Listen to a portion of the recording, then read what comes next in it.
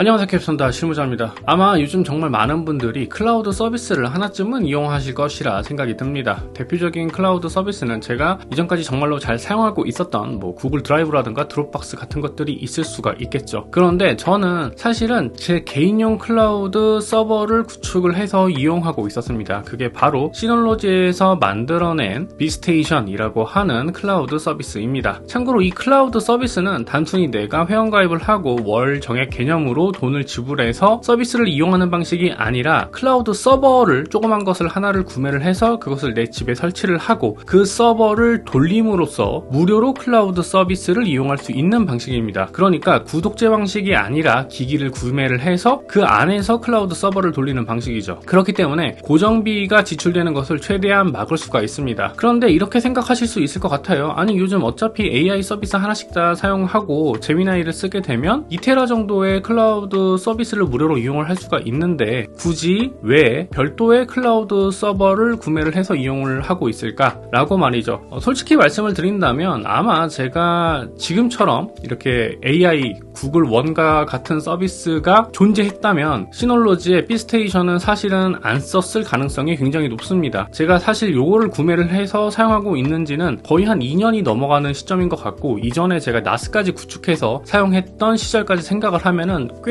긴 시간 동안 저는 제 개인용 서버를 구축을 해서 이용하고 있었어요. 자, 그런데 이렇게 별도로 그러니까 개인이 클라우드 서버라든가 나스 서버를 구축을 해서 이용을 했을 경우에 가지는 장점도 분명히 있습니다. 그래서 이번 영상에서는 이 장점들은 어떤 것들이 있는지 짧게 여러분들에게 말씀을 드리고자 합니다. 제일 먼저 큰 장점이라고 한다면 월마다 지불해야 되는 이 구독료 개념이 없기 때문에 금전적으로 조금 더 세이브를 시킬 수 있다는 장점이 있습니다. 어떤 분들은 처음에 장비 사는 게 좀 너무 과하게 비싸지 않느냐라고 생각을 하실 수도 있는데 생각보다 그렇게 비싸지는 않아요. 그리고 무엇보다 내가 이 클라우드 서비스를 정기적으로 그리고 길게 롱텀으로 이용을 한다라고 했을 때 그래도 월에 한 10,000원 정도씩은 꼬박꼬박 지불을 해야 되잖아요. 이거 한 2년 정도면 뽕 뽑는다고 저는 생각을 합니다. 즉 경제적인 관점에서 본다면 개인용 클라우드 서버를 구축해서 이용을 하는 것이 크게 마이너스가 되는 요소는 아니라는 거죠. 오히려 더 이득이 될 수 있는 부분이 있다라고 말씀드리고 싶습니다. 그리고 두 번째는 어떤 부분에서 본다면 이 보안적으로 조금 더 안전한 부분이 없지 않아 있습니다. 물론 이제 와이파이 해킹이라던가 이러한 문제들이 있을 수는 있지만 사실 일반적인 가정에서 와이파이 해킹을 당할 염려는 크지 않다고 저는 생각을 하기 때문에 그런 부분에서 본다면 오히려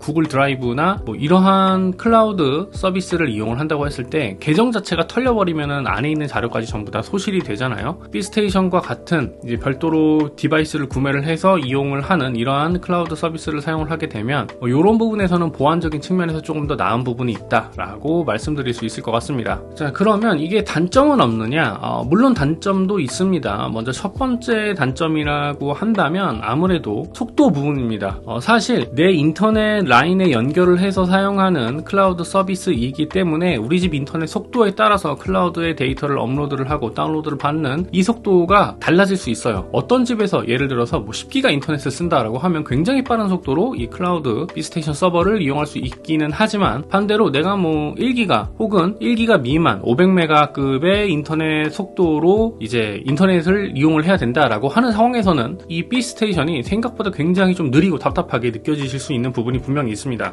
따라서 우리 집 인터넷 속도가 조금 느리다 싶으신 분들은 사실 비스테이션보다는 드롭박스라던가 구글 드라이브와 같은 별도 클라우드 서비스를 구매를 해서 이용하시는 게 훨씬 더 좋을 것이라 생각이 듭니다. 그리고 두 번째 단점은 어떻게 보면 장점하고 좀 대립되는 부분이 있기는 한데 한 번에 그래도 한 30만원, 40만원 한 이 정도 비용이 나갈 수가 있다는 거예요. 물론 좀 할인을 받게 되면 이러한 부분들이 많이 상쇄가 되기는 하지만 그럼에도 불구하고 큰 돈이 조금 나가는 부분은 부정할 수가 없을 것 같습니다. 그리고 마지막 단점이 제일 크다고 생각을 하는데 이 비스테이션 같은 경우는 기본적으로 이제 사용할 수 있는 용량에 제약이 걸려 있습니다. 이 비스테이션 내에 들어가 있는 하드디스크 이 용량이 제약이 걸려 있다는 거죠. 그래서 이 용량을 전부 다 쓰게 되면 비스테이션을 하나를 더 구매를 한다거나 하는 방식으로 좀 확장해서 이용을 해야 되는 단점이 분명히 있습니다. 하지만 일반적으로 우리가 드롭박스라던가 혹은 구글 드라이브와 같은 클라우드 서비스는 내가 용량을 전부 다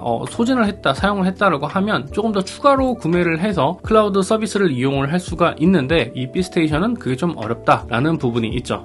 하지만 그럼에도 불구하고 이 B스테이션 클라우드 서비스는 의외로 괜찮은 부분들도 분명히 있습니다. 앞서 말씀드린 장점들은 당연히 따라오는 것이고 무엇보다 좀 클라우드 서비스 자체를 그냥 개인 소유할 수 있다는 만족감도 느낄 수가 있고요. 그리고 이제 데이터 백업이라든가 이런 부분들이 있을 때, 이런 상황들이 필요할 때 비교적 조금 더 안심하고 쓸 수 있다는 이런 심리적인 안정감 부분도 분명히 존재한다라고 생각을 합니다. 그리고 이 시널로지의 B스테이션이 다른 클라우드 서비스에서 제공하는 다른 기능들을 제공하지 않는 건 아니거든요. 예를 들어서 뭐 사진 백업이라던가 내지는 링크 공유 이런 것들도 전부 다 가능합니다. 그렇기 때문에 기존의 클라우드 서비스를 조금 라이트하게 이용을 하셨던 분들, 즉 데이터 저장 용도로 클라우드 서비스를 이용하셨던 분들이라고 한다면 이 B스테이션도 꽤 괜찮은 선택이 되지 않을까 생각이 듭니다. 오늘 영상은 여기까지입니다. 오늘의 영상이 여러분들의 스토리지 관리에 조금이라도 더 도움이 되었길 바라며 마치도록 할게요. 지금까지, 그리고 앞으로도 전 캡스톤 실무자입니다. 감사합니다.